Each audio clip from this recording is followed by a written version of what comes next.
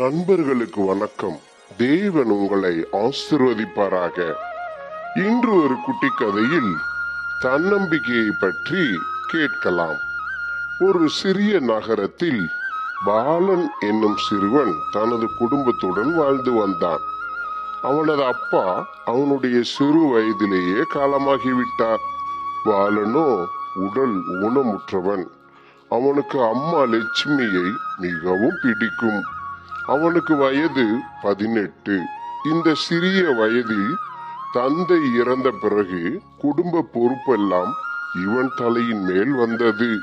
ஆனால் இவன் ஊனமுற்றதால் அவனால் சம்பாதித்து கொடுக்க முடியவில்லை என்ற வருத்தம் பாலனின் மனதில் இருந்து கொண்டே இருந்தது. திடீரென்று வெளியூர் சென்று சம்பாதிக்க வேண்டும் என்று யோசனை மனதில் உதித்தது. ஆனால் அம்மாவை எப்படி விட்டுவிட்டு செல்வது என்று மிகவும் யோசித்தான். பிறகு போக மனமில்லாமல் அந்த நகரத்திலேயே இருந்து விட்டான். அவனுக்கு ஒரே ஒரு நண்பன் இருந்தான். அவனுடைய பெயர் மதன். பாலன் பெரும்பாலான நேரத்தை தனிமையிலேயே கழித்தான். ஒரு நாள் காலையில் மதனின் தங்கை பானு பாலனை பார்த்து வேலைக்கு போக தெரியாத ஜடம் என்று கேலி செய்தாள். இதை கேட்ட மதன் அவனுடைய கால் ஊனமாக இருந்தாலும் அவனது மனமும் நட்பும் ஊனமில்லை, இதெல்லாம் உனக்கு எங்கே புரிய போகிறது என்று பானுவை கடிந்து கொண்டான். மறுநாள் காலை பாலன் அந்த நகரத்தில் இருந்து பேருந்து நிலையத்திற்கு சென்றான். அங்கே பலவித கார்கள் நிற்பதை பார்த்தான். அவற்றை பார்த்தவுடன் அவனுக்கு ஒரு யோசனை தோன்றியது.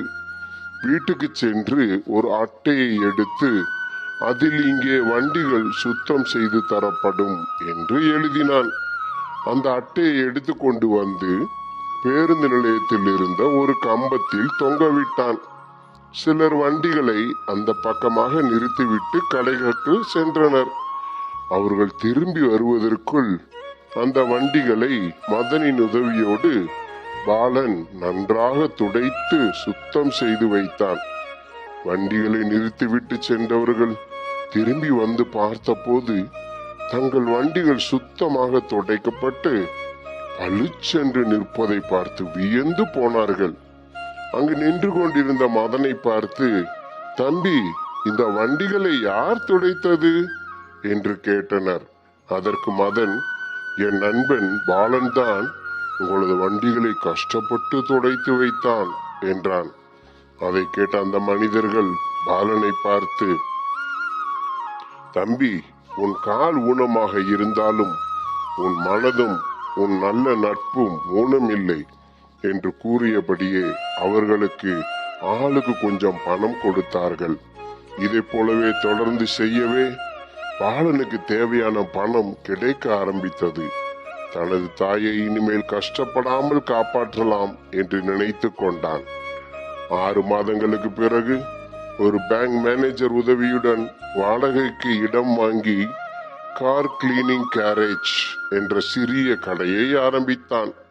4 ஆண்டுகளில் அதே இடத்தை சொந்தமாக வாங்கி பாலன் கார் டெக்கர் என்ற கார் சாதன பொருட்கள் விற்கும் கடையாக்கி மக்கள் மத்தியில் பெரும் வரவேற்பை பெற்றான்.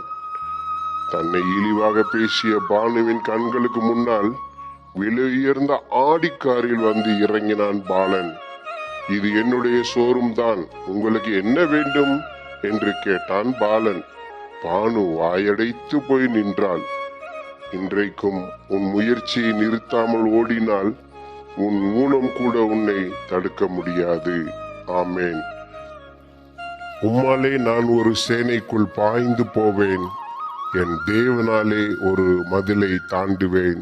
சங்கீதம் 18 அதிகாரம் 29 நண்பர்களே, தொடர்ந்து இது போன்ற கதைகளை கேட்பதற்கும் நம் ஜீசஸ் லீட்ஸ் சேனலை சப்ஸ்கிரைப் செய்ய மறக்காதீர்கள். கர்த்தர் உங்களை ஆசீர்வதிப்பாராக.